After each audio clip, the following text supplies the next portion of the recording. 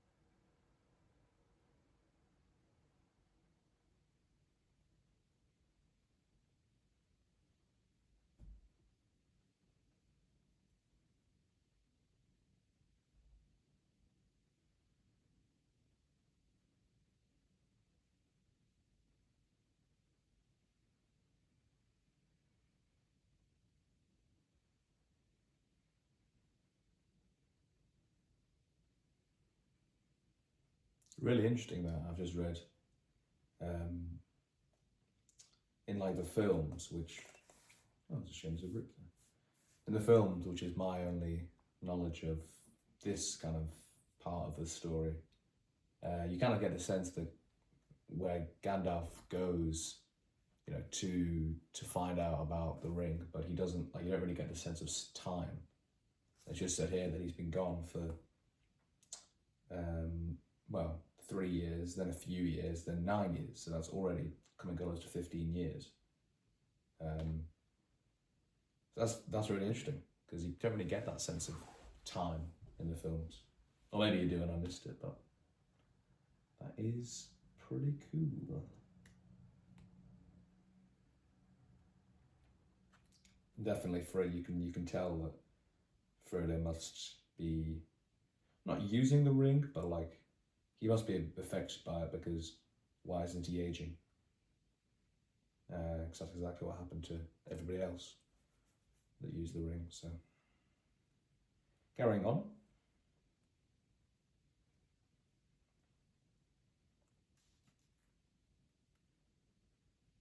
By the way, I don't remember what I did for the first episode, so I could be saying things that I've already said. But one thing I will say is that I love Ian McKellen and Gandalf.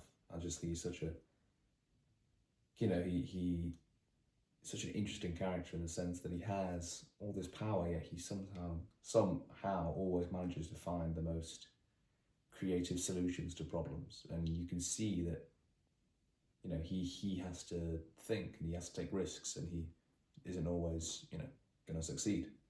But it's almost like he has this foresight, and he knows that, has this kind of feeling that things will lead to another.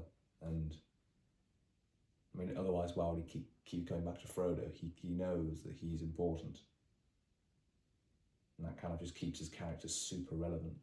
But at the same time, it isn't like he can just, you know, just wander up to Mordor and just like slam everyone instantly. Like it makes him a super kind of grounded character, but yet you know he has this kind of magical presence. And it's really cool. If you guys haven't watched the films, or I mean, I've read The Hobbit, but if you haven't read any of them, or even if you don't know anything about it, which I you know, that's not many people, but it really is a really good kind of tale, and just something that you can really get into. And it isn't like it's like a nerdy thing, like it's just a story at the end of the day, but it's just so beautifully told. I'm gonna shush and carry on reading.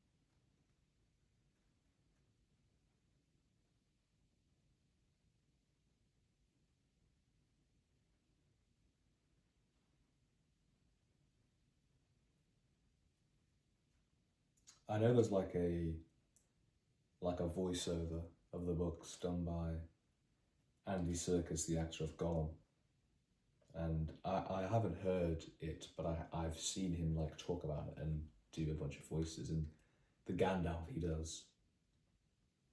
It's just yeah, just I was just reading this little bit and which he says, and it's this beautiful quote.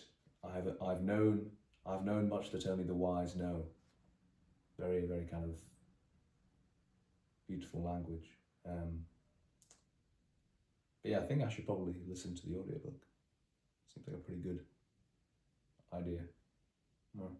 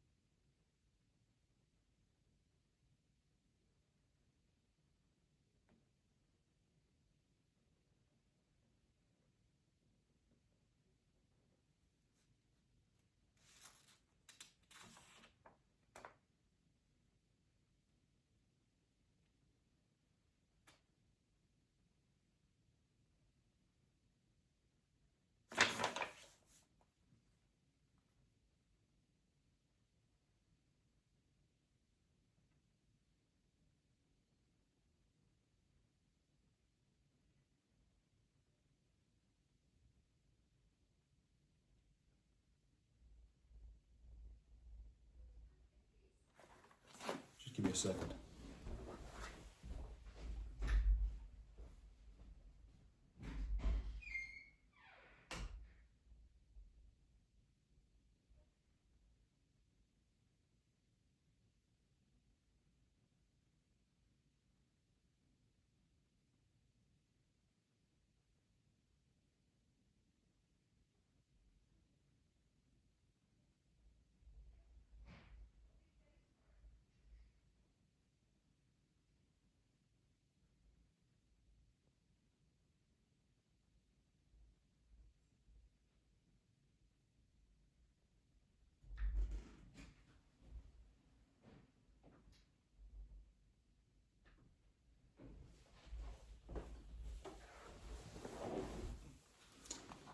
Apologies. Somebody was making a ruckus.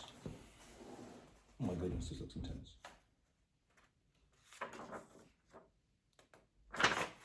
Right, we're back.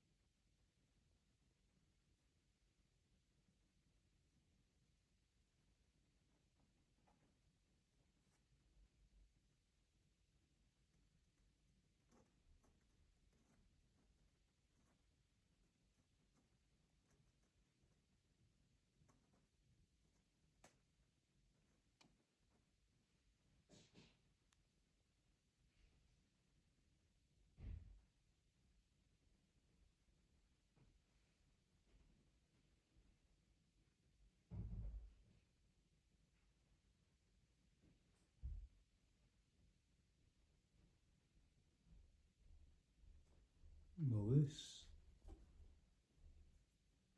this this is interesting because I thought he wasn't. I thought if Gandalf held it, then he'd get like tempted or something. But it says here that he just held it up. Maybe he held like a necklace. But I know this scene from the movies though when like it appears. Such a great scene. I'll just keep reading.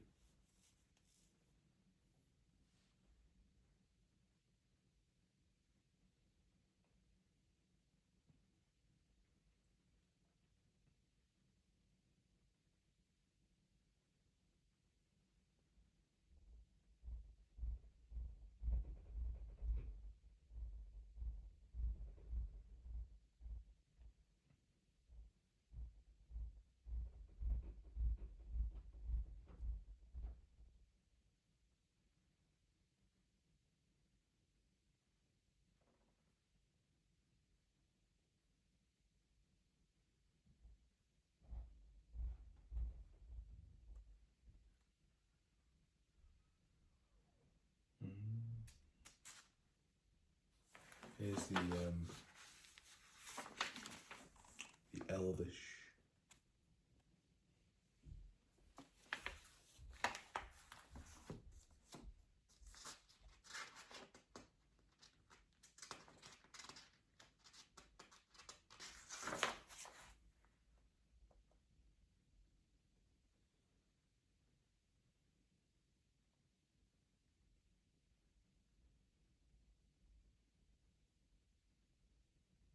Oh, that's brilliant.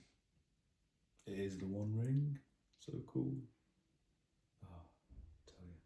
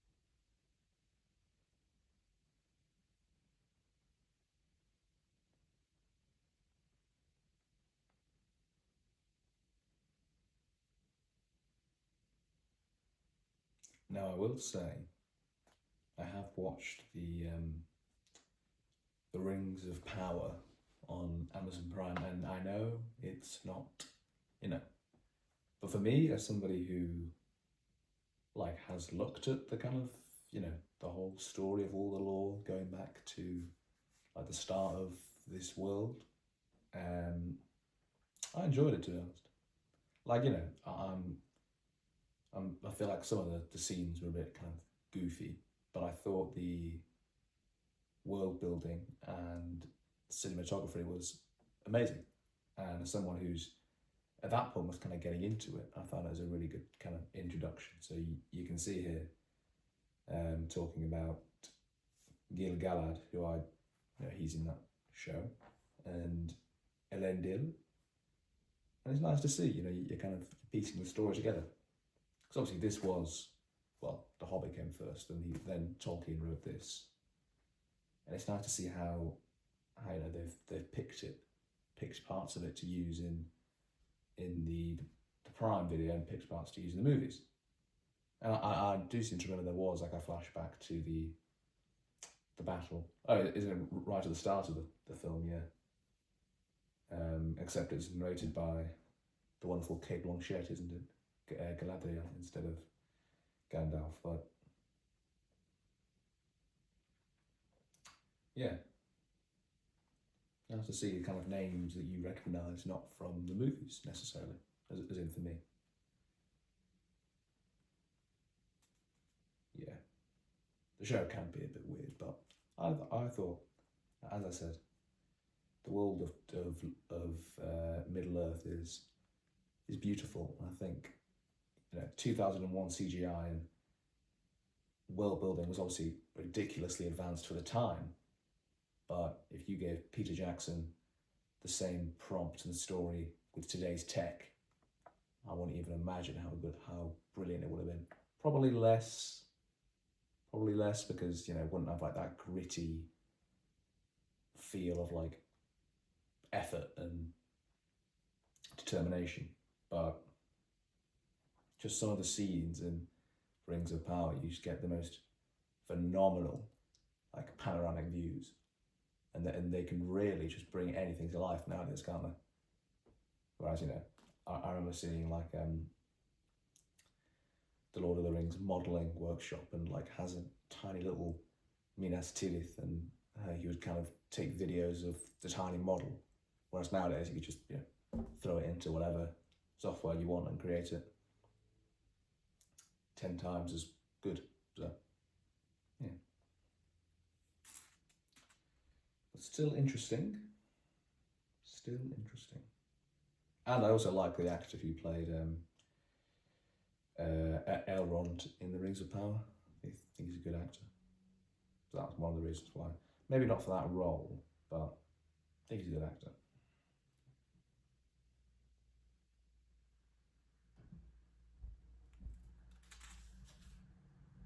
Mm. Poor old Isildur.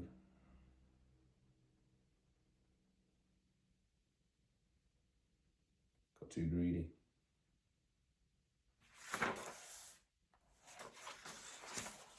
These pages feel so thick, it's so nice. Sometimes I feel like you're missing a page. I will say I did get a copy of the, I got the Silmarillion, and I haven't started reading it, but I think that should be my next one after the 3 Lord of the Rings. Because that's obviously like the nitty gritty, kind of the origins. It's a beautiful book. I bought it online. It's really nice.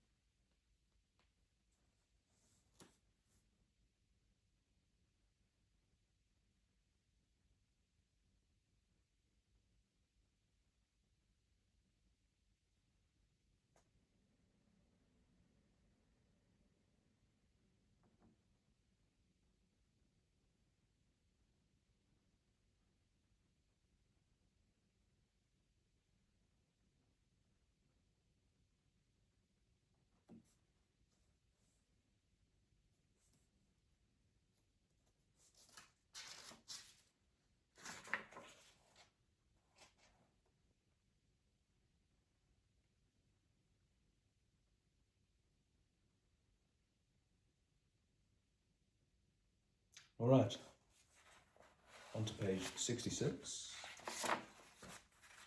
Not good for the Jedi, but we are happy to end there. Kind of ended on, yeah, the middle of Gandalf talking about the ring, talking about Gollum, the goat, and you know, like all the stuff behind it and how it kind of travelled through all these different people. But a really fun read so far. I'm just loving getting back into reading. It's just a super kind of enjoyable activity. So yeah, I think I'll call it there. I don't think I'm gonna, it's rather late at night, so I'm probably not gonna upload this now. I get that it's been a few days, but I'll do it tomorrow morning. And yeah, thank you very much for watching, I guess. And keep doing what you're doing. All right, see you later. Goodbye.